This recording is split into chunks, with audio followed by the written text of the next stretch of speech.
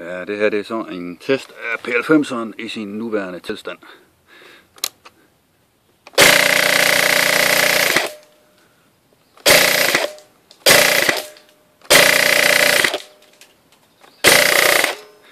Ja, det var så den første magasin, der havde cirka 100 skud i, vil jeg tro.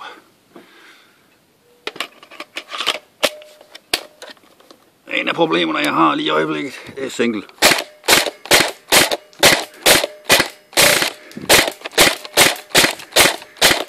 Trækker bare konsekvent 2 hver gang. Nej, ellers render er pænt stærkt.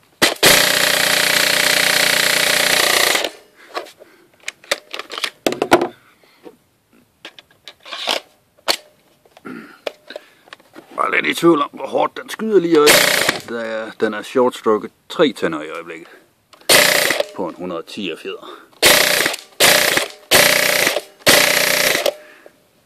Jeg tror nu nok, det vil være kampdygtig i en nærkampsbane.